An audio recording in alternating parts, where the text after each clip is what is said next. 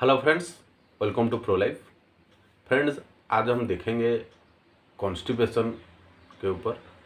Constipation क्यों होता है और उसका क्या सिम्टम्स होता है और उसका कुछ ट्रीटमेंट और कुछ होम रेमेडीज़ के बारे में आज हम इस वीडियो में देखेंगे। तो चलिए वीडियो को शुरू करते हैं।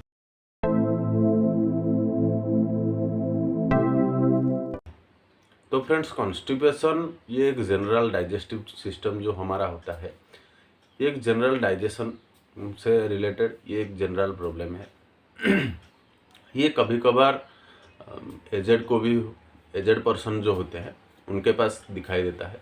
प्रेग्नेंट जो महिला होते हैं उनके पास भी दिखाई देता है और कभी कभार बच्चों को भी दिखाई देता है। और कभी कभार अगर कुछ पेशेंट अगर कुछ मेडिसिन वगैरह ले रहे हैं, कुछ मेडिसिन के कारण भी ये ज़्यादातर दिखाई देता है। अगर कुछ उसका कॉज देखा जाए, ये क्यों होता है ज़्यादातर देखा जाए, इसका जो मेन रीज़न है, इसका मेन रीज़न है पहला लैक ऑफ एक्सरसाइज या लो वाटर ड्रिंकिंग। डिहाइड्रेशन के वजह से भी कभी कभार हो सकता है, या बहुत कम पानी पीने की वजह से भी हो सकता है, या अगर आप कुछ खाना खा रहे हैं और आपके खाने में ज़्यादा फाइबर वाला फ्रूट, फाइबर वाला चीज़ नहीं है या फाइबर वाला वेजिटेबल नहीं है, तो उसी में आपको कॉन्स्टिपेशन होने का ज़्यादा चांसेस रहता है।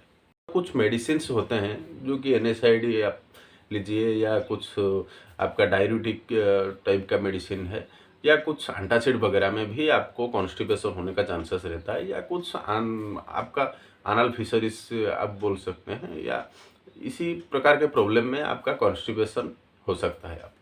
अगर उस कॉन्स्टिपेशन का सिम्टम्स अगर देखा जाए तो ये ज़्यादा पहले आपका जो वीक में 3 बार हो सकता है आपका स्टूल, यानी 3 बार आपका बहुत ज़्यादा डिफ़िकल्टी से आपका स्टूल हो सकता है।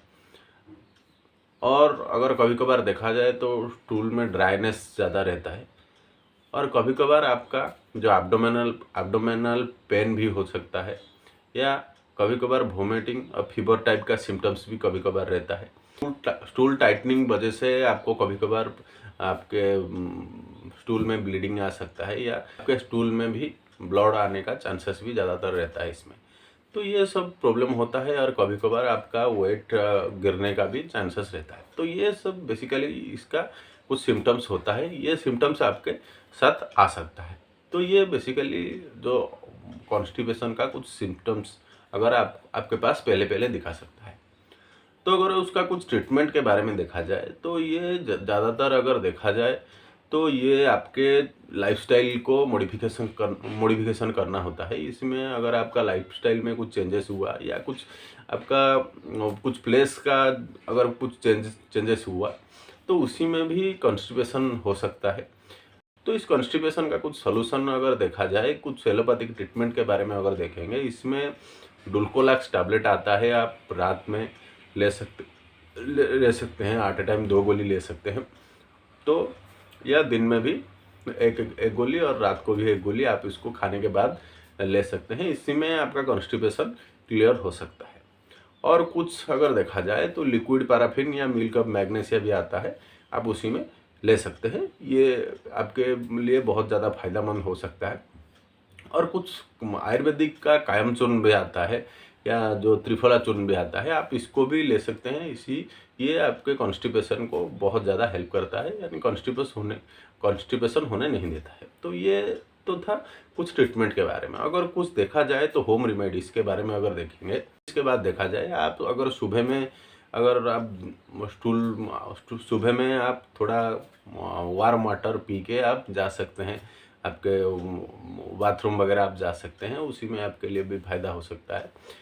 आपको ज़्यादा फ्लूइड इंटेक करना चाहिए, या अगर आप हाई फाइबर वाला फ्रूट वेजिटेबल भी आपको लेना चाहिए, इसी में आपके लिए बहुत ज़्यादा फ़ायदा हो सकता है।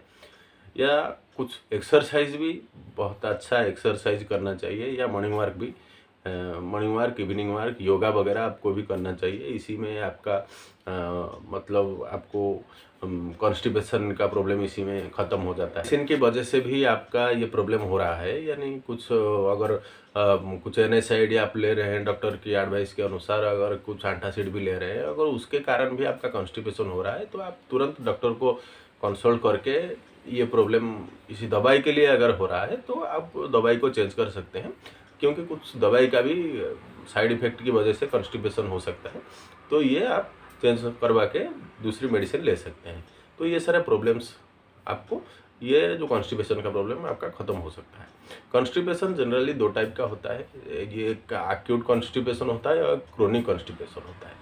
तो अगर एजेड लोगों जो कभी कभार जो बेड रिडन पेशेंट के पास ये देखा गया है, क्रोनिक कॉन्स्टिपेशन उनका रहता है, तो उनके लिए ट्रीटमेंट अलग तरीक़ा से चलता है। यानी आप उनको लिक्विड पैराफिन दे सकते हैं रेगुलर, या अगर ये जो आयुर्वेदिक का चूर्ण वगैरह आ रहा है तो ये कायम चूर्ण आ रहा है, त्रिफला चूर्ण आ रहा है, या जो पेट साफ वगैरह भी आ रहे हैं, ये आप उनको दे सकते हैं।